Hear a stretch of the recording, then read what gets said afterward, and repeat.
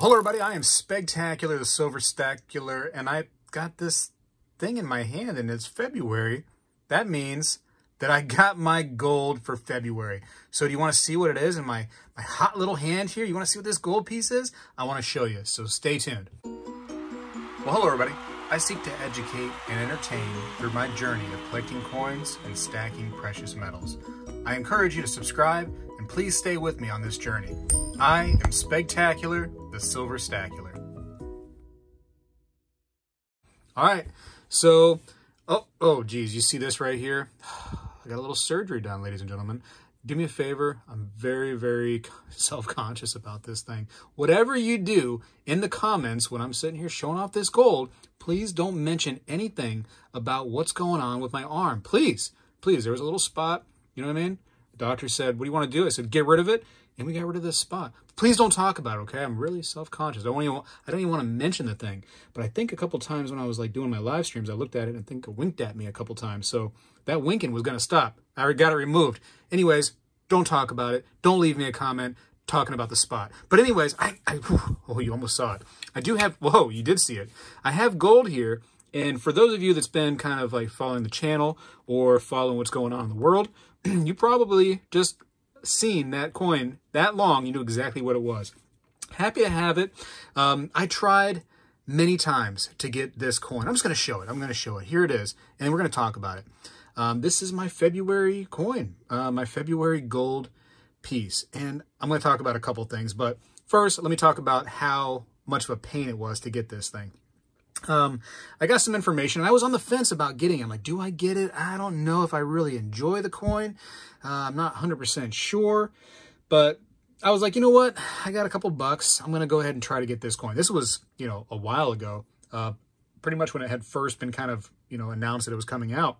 And it was a pain, man. All these websites, first of all, are in Spanish.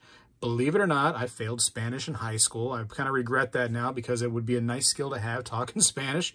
But I know like uno, dos, tres, cuatro, cinco. That's about it. That's where I start to mess up a little bit. That's my limits. But I can barely speak English, believe it or not. Anyways, all these websites are in Spanish. Made it a pain, right? But thankfully, Google Translate helps me out with that. And they kind of really didn't like, well, my bank didn't like to give them my information, I guess.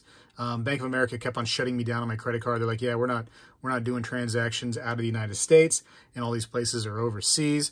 So it seemed like it wasn't happening. And then there was a few companies that got these coins from the Royal Spanish Mint. By the way, I'll mention that's where it comes from. The Royal Spanish Mint actually minted these, 12,000 of these to be exact. And there's some American companies that got these, but they went and they got them graded, and they were charging an obscene amount for these, like $3,000, $4,000 for graded versions. And I'm like, I don't want that. I just really want just the bullion version, kind of, you know, even though they're not really a bullion coin per se, because these are actually reverse proof. And I guess now that the Royal Spanish Mint has started these, and this is the first time, you know, now in 2021, I guess, that they're actually going to start these. They are actually going to do them every year. So you should see a different version. Reverse proof is probably going to be the first way they're doing it. And then maybe they'll just do regular proof. Maybe they'll just do regular bullion style and make it easier for people to get these. But this is just the first, you know, coin that they've produced like this in bullion kind of style, even though, you know, with a reverse proof finish, it's not really a bullion coin. But anyways, enough about that. Now it's got some oddities on it, right? First of all, you don't see like a picture of a person anywhere on this thing. You don't see the queen, thank goodness, right? We're tired of seeing the queen on coins. No offense to those that love her. We're just tired of it, right? We need to see something else. You see this Iberian lynx right here. And apparently it's a very endangered animal, this particular lynx. People are like running them over. They're hunting them. You know, their territory's kind of getting like destroyed by human beings because we're just really jerks when it comes to animals, aren't we? So, you know, it's got a good purpose for sure. Do I love the cat's head on the obverse? I don't know that I'm in love with it per se. You know, it's an interesting story, and it's actually a beautiful cat. The lynx, the little stubby tail's kind of cute, but I don't know that I'm in love with the cat head. I don't know that I'm in love with it. I'm not saying anything good or bad right now. I don't know that I'm in love with it. Also, something else I'm not in love with, I think it's the most ridiculous thing on this coin, period, is the 1.5 euro, which is almost like nothing. You know, a lot of us, we look at like coins that have, you know, like the Silver Eagle, all right, with a $1 denomination on there. And you're like, what? Like, why would anybody ever put $1 to an eagle? It doesn't make any sense. And here it is, a gold coin, and we're putting 1.5 euro. That's insane. I just think it's weird. But it's got the regular information on there, the 2021. It's got the mark right there of the Royal Spanish Mint right here. And yeah, I don't know. Tell me what you think in the comments. Are you in love with the cat? Anyways, let's go to this side right here. So this side right here, to me, is much more interesting. I'm not so sure. And listen, I'm happy to have gold. I don't want to be like, oh, I'm so negative. You know, I'm proud to own gold. I'm blessed. I'm thankful. Don't get me wrong. But let's talk about the coin for a second. The Pillars of Hercules being in reverse proof finish, I don't know that you can really enjoy the design of the Pillars of Hercules as well as like coins of the past, like pillar dollars. I don't think that you can enjoy it as much. I think you're, unfortunately, because of how it looks, you know, that reverse proof finish, I think that you're missing design elements. You know, I don't know. Tell me what you think, again, in the comments. Maybe I'm crazy, right? You got what, 1 ounce, 4/9 fine, gold. And, you know, hey, you got all the information there. It's kind of a wider coin, you know what I mean? It's got like, it's definitely, the diameter is much bigger than a lot of other bullion coins. Are kind of like, you know, thinner and bigger is what they did here. So kind of cool. I might have the specs for you if I could, hold on, let me try to, you know, internet for a second here. Let me try to internet. I think I have some. Diameter is 37 millimeters on this right here. 12,000 pieces, reverse proof, gold, of course. 1.5 euros, 2021, out of Spain. So yeah, you know, it's Spain's attempt at, like, you know, a bullion coin, which that's cool. I mean, I want to see some more stuff in the hobby. Gold's very popular right now, and the more we see out there, the better. I'm excited to see what they do in the future. I'm not sure the reverse proof finish is the best on these particular designs. The cat doesn't look too bad. You can definitely see a lot of like almost like the fur kind of elements, you know, all over the cat. But the Pillars of Hercules, I think that the way the reverse proof looks kind of drowns out the actual picture. And, you know, I'm seeing, you probably see it differently. Gold has this funny way that when you're in the camera with gold, you can't quite see it the same as you see it in person. But even though I'm looking in person at this coin, I feel like I'm having the same problem. You're probably seeing it the same way I'm seeing as far as missing the design elements. And it's not missing them. It just, the reverse proof kind of hides it, in my opinion. Maybe I'm crazy.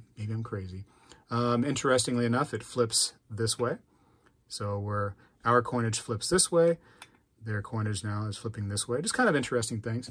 But yeah, it's something different, and I was really, really in the mood for something different. I could get the same old eagle. I could get the same old buffalo. And while that's a great strategy, sometimes as a collector, I just need to have a little something else. By the way, the edge, I'm not going to bother taking it out of this airtight, but the edge is just a plain edge. And I would say that that's kind of boring, personally.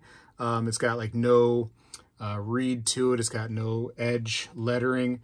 It's like just really just plain Jane all the way around, just flat.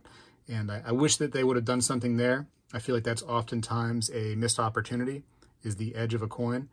But hey, it's a start. Maybe in the future they do something else. I hope they do something else. I would like to have options out there, you know, rather than get you know, the same old eagle or buffalo every single time. I'm tired of seeing the same queen's image every single time on coins. So this just gives us something else. I can't get myself to get in the Philharmonics, man. It says wiener right there on the coin. I can't do it, ladies and gentlemen. I can't have the wiener on my coin. I know it means something else, but it says wiener to me in my language.